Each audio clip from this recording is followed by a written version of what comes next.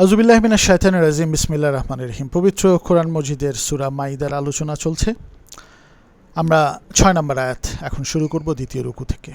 আউযুবিল্লাহি মিনাশ শাইতানির রাজিম বিসমিল্লাহির রহমানির রহিম। হে বিশ্বাসীগণ, সালাতে দাঁড়ানোর আগে তোমরা তোমাদের মুখমণ্ডল এবং কনুই পর্যন্ত হাত ধোবে, মাথায় ভেজা হাত বোলাবে এবং পা গোড়ালি পর্যন্ত ধোবে। অপবিত্র থাকলে গোসল করে পবিত্র হবে।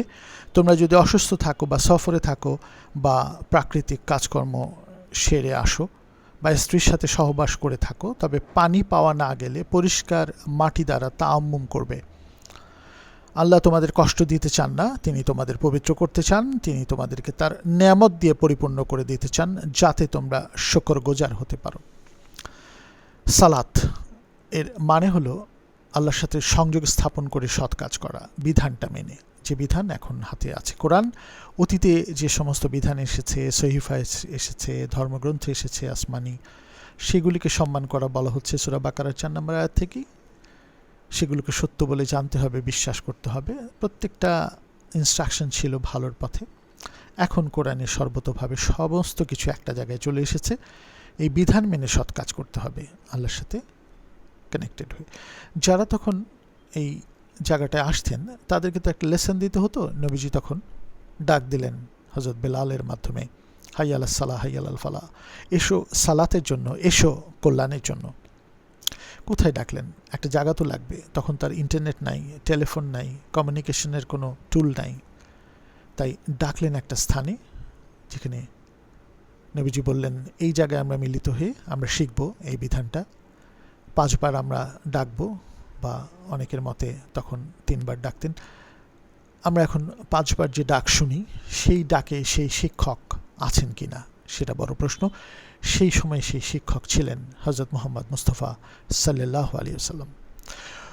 আমরা যখন কোনো ট্রেনিং প্রোগ্রামে যাই বিদেশে, বা বড় বড় ট্রেনিং প্রোগ্রাম যেগুলো কন্ডাক্ট করা হয়, সেখানে কিছু বডি স্টিমুলেশন করানো হয় ট্রেনিংয়ের আগে, যাতে লেসনগুলো আমাদের রক্ত চলাচল এর মাধ্যমে আমাদের শরীরের কর্মকাণ্ড গতিবান হয় এবং আমরা বুঝতে পারি আমাদের ব্রেনের কর্মকাণ্ডের মাধ্যমে। এই জায়গাটা নবীজি খুব চমৎকারভাবে ইন্ট্রোডিউস করলেন এখানে, যে আমরা সালাতের একটা পদ্ধতি করলেন যারা অ্যাকসেপ্ট করে নিচ্ছে, যারা বিশ্বাস করছে। বাট সমস্ত মানুষের জন্যই সালাত আছে। সালাত মানে হলো সিলা শব্দ থেকে এসেছে, যার মানে সংযোগ স্থাপন করা, কমিউনিকেশন স্থাপন করা, এস্টাবলিশ কমিউনিকেশন, এস্টাবলিশ প্রেয়ার বলা হচ্ছে। তোমরা সালাত কায়েম করো, প্রতিষ্ঠিত করো।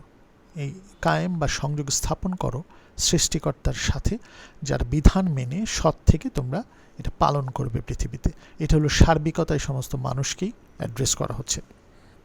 আমরা দেখব যে আদম সন্তান বলেও আল্লাহ তাআলা বলছেন সূরা আরাফের ৩১ নম্বর আয়াতে, সমস্ত মানুষকে, হে আদম সন্তান, প্রত্যেক ইবাদতের সময় নিজেকে সুসজ্জিত করো, পানাহার করো, কিন্তু অপচয় করো না। আল্লাহ অপচয়কারীদের অপছন্দ করেন ইবাদতের সময়, প্রত্যেক ইবাদতের সময়। এটা সমস্ত মানুষের জন্যই কিন্তু এই সংযোগ। তাই আমরা যখন এই আয়াতটা পড়লাম, এই আয়াতের সাথে আমরা ২৬ নম্বর সূরা শুআরার ২১৭ থেকে ২২০ নম্বর আয়াতটা একটু দেখি। সৃষ্টিকর্তায় ভরসা রাখো, যখন সালাতে দাঁড়াও বা সেজদাকারীদের সাথে উঠা বসা করো, তখনই তিনি লক্ষ্য রাখেন। যখন আল্লাহর সাথে সংযুক্ত হও, দাঁড়াও কাদের সাথে? যারা ভালো পথে আছে, যারা সেজদাকারী। সেজদাকারী মানে রুকুকারী, মানে আমি ঝুঁকে পড়ছি সৃষ্টিকর্তার প্রতি, অর্ধেক ঝুঁকে যাচ্ছি, প্রায় ঝুঁকে যাচ্ছি, কিন্তু সেজদা মানে সম্পূর্ণরূপে ঝুঁকে পড়া। এই সেজদাকারীরা হলো ভালো মানুষ। তাদের সাথে যখন উঠা বসা করো, তখনও তিনি লক্ষ্য রাখেন। সর্বতোভাবে একটা মসজিদের ব্যাপারটা আমরা দেখব সূরা তাওবার ১০৭, ৮, ৯ এই আয়াতগুলোতে। তার আগে এই যে জায়গাটা, যে ভালো মানুষের সাথে তুমি সংযুক্ত হয়ে কাজ করো, সেটা আমরা সূরা ইমরানের ১০৪ও দেখেছি। তোমাদের একটা ভালো মানুষের দল হও, যারা মানুষকে ভালোর পথে ডাকবে, অসৎ কাজ থেকে মানা করবে, অসৎ কাজে না যেতে। এই ব্যাপারগুলো উঠে আসে। তো আমরা এরপরে আরও আয়াত দেখি যে সূরা নিসার ৪৩ নম্বর আয়াতে, নেশাগ্রস্ত অবস্থায় সালাতের ধারে কাছেও যাবে না। এবং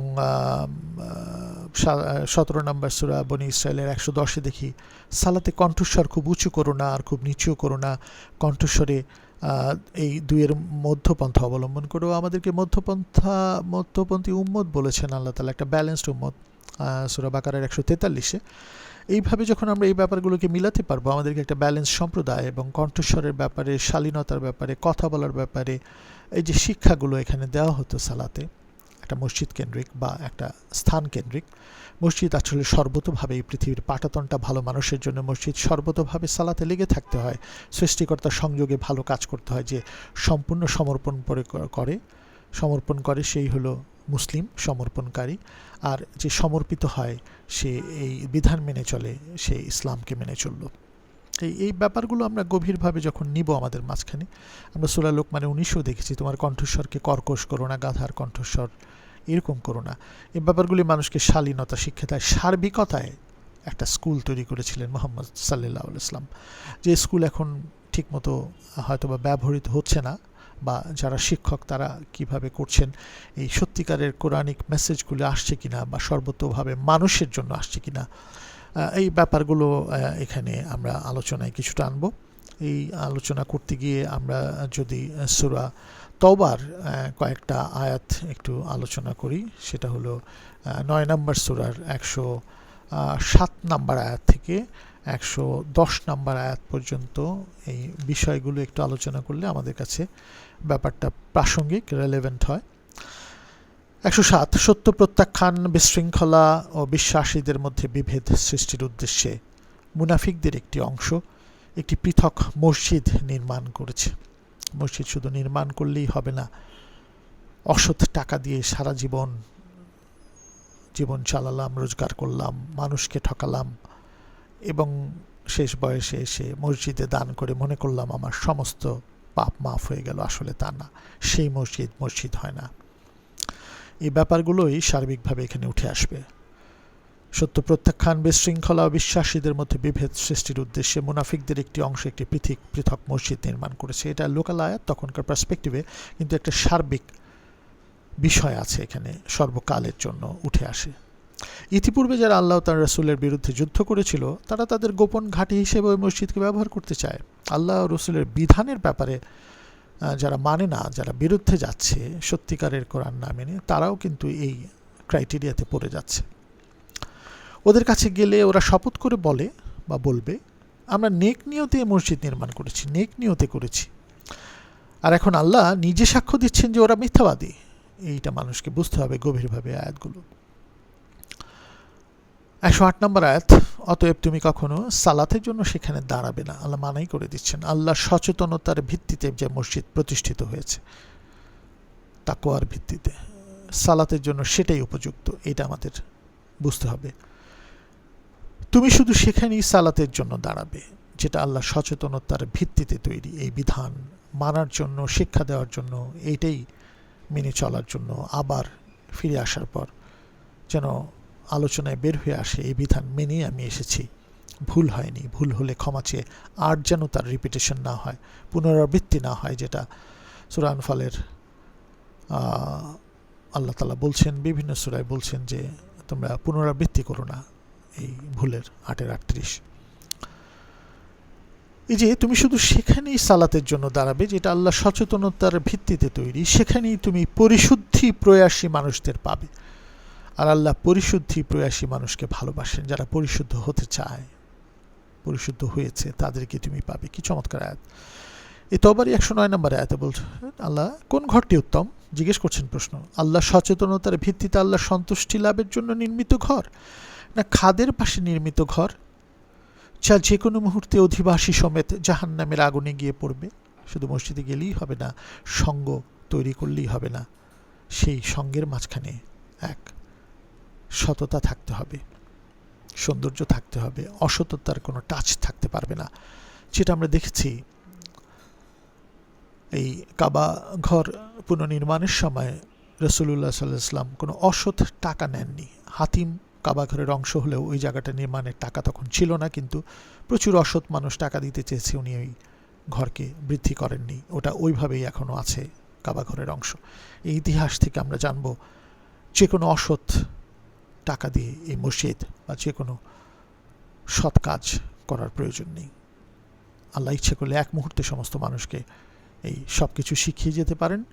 কিন্তু এই 5 নম্বর সূরা 48 আমরা দেখব আল্লাহ পরীক্ষার জন্য এটা করছেন না, আমাদেরকে পরীক্ষা নিচ্ছেন আমরা এই বিধান বুঝে সৎ পথে যাওয়ার চেষ্টা করছি কিনা। তাই আল্লাহ সচেতনতার ভিত্তিতে আল্লাহ সন্তুষ্টি লাভের জন্য নির্মিত ঘর না ওই খাদের পাশে যে কোনো মুহূর্তে যা ভেঙে যেতে পারে, ক্রমাগত ভাঙনের শিকার হচ্ছে এই অসৎ কাজের মাধ্যমে, অসৎ একটা সঙ্গের মাধ্যমে।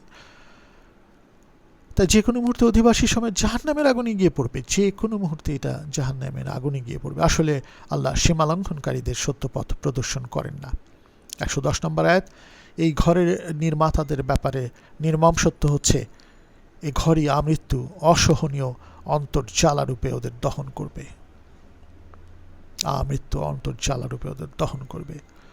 নিশ্চয় আল্লাহ সর্বজ্ঞ প্রজ্ঞাময়।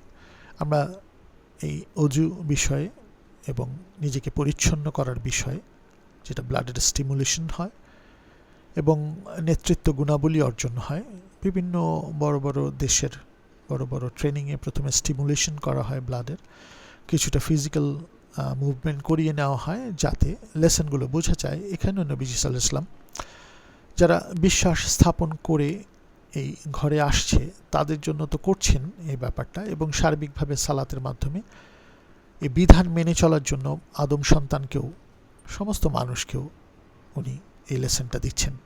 দুটি বিষয়, তোমরা ছড়িয়ে যাও। তখন ইন্টারনেট ছিল না, কমিউনিকেশনের টুল ছিল না, টেলিফোন ছিল না, উনি ডেকে এগুলো করতেন। এখন এই চমৎকার সিস্টেমটাকে যেন আমরা সত্যিকারভাবে ইউটিলাইজ করতে পারি পরিচ্ছন্ন হয়ে এবং এমন পোশাক পরে, আল্লাহ সচেতনতার পোশাক, যেটা আমরা সূরা আরাফও দেখেছি। যে বিষয়গুলো হলো তুমি নিজেকে সুসজ্জিত করো এবং সৎ ইনকাম থেকে, সৎ রোজগার থেকে এগুলো করো। অসৎ কোনো রোজগার থেকে তোমাকে দেখানোর কোনো দরকার নেই। পরিষ্কার পরিচ্ছন্নতা সহ এই সার্বিক ব্যাপারটা আমাদের এখানে উঠে আসছে। আমরা আল্লাহ কষ্টও দেন না, তায়াম্মুমের ব্যবস্থাও রেখেছেন, কিন্তু ওইটা একটা কানেক্টিভিটি সৃষ্টি করার একটা পদ্ধতি, যাওয়ার পদ্ধতি যারা বিশ্বাস করেছে তাদের জন্য, এবং যারা এখনও বিশ্বাসী হয়ে ওঠেনি সমগ্র মানব জাতি এই গ্রন্থের মাধ্যমে একক সৃষ্টিকর্তার সাথে সংযুক্ত হয়ে সৎ কাজ করলে এটার ছোঁয়া পাবে। জাযাকাল্লাহু খায়রান। আসসালামু আলাইকুম ওয়া রাহমাতুল্লাহি ওয়া বারাকাতুহু।